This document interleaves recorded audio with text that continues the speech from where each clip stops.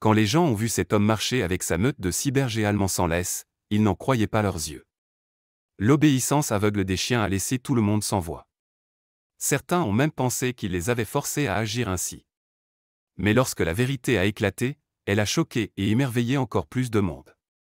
La première fois que les gens ont aperçu Hosto de Oliveira dans les rues de Yannis, dans le Massachusetts, c'était comme une scène sortie d'un film. Ce jeune homme, dans la vingtaine, marchait calmement avec un groupe serré de bergers allemands, tous rassemblés tout près les uns des autres. On voyait tout de suite que les chiens agissaient comme un seul, montrant une discipline et une coordination impressionnantes. Et au centre de tout cela se tenait Hosto, leur fier maître, clairement respecté comme leur chef. Voir autant de puissance combinée à un tel contrôle était difficile à comprendre. Naturellement, cela attirait les regards et les questions.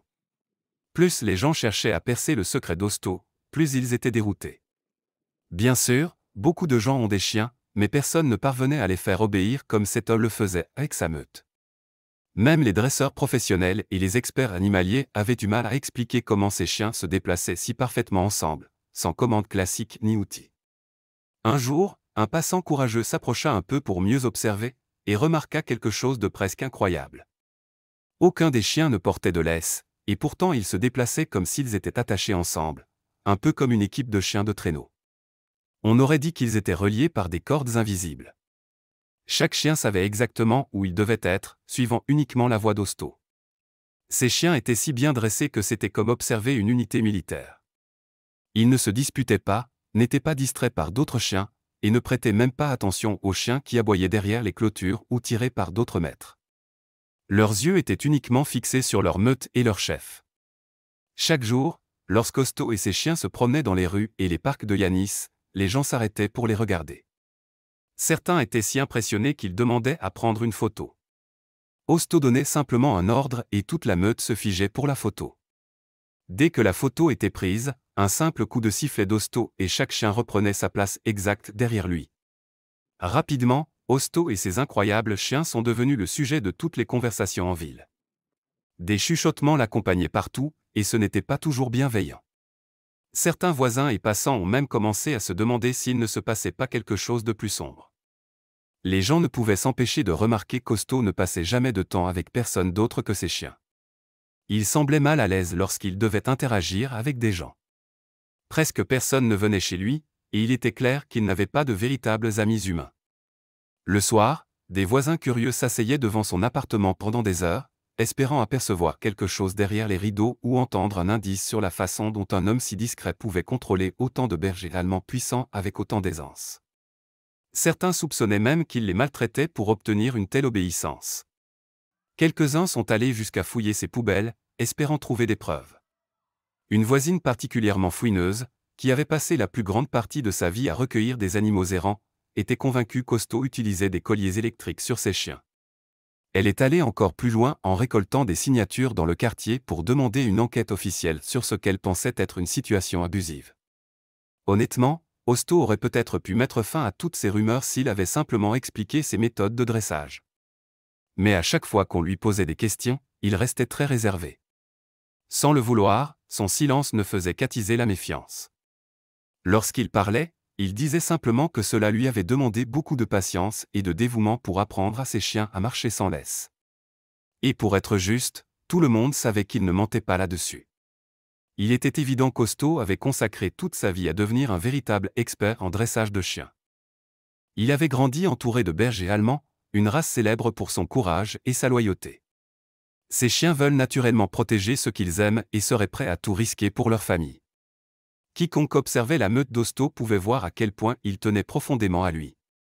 Mais cette loyauté féroce fut aussi ce qui poussa finalement les autorités à intervenir.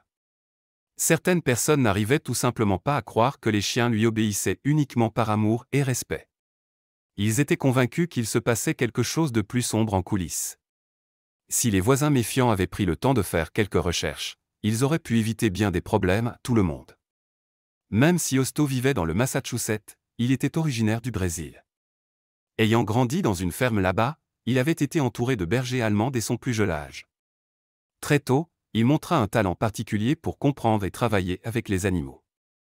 Il passait de longues après-midi parmi les chiens, sans même se rendre compte qu'il les entraînait simplement par sa façon de bouger et de parler. Quand la police entra enfin dans son appartement, elle fut stupéfaite par ce qu'elle découvrit. Hosto et ses chiens ne vivaient pas comme un maître et ses animaux. Ils formaient plutôt une véritable famille. Il n'y avait ni cage, ni chenil, ni enclos. Les chiens, Griffin, Harmony, Jenna, Priscilla, Anna et Savannah, dormaient tous avec Hosto.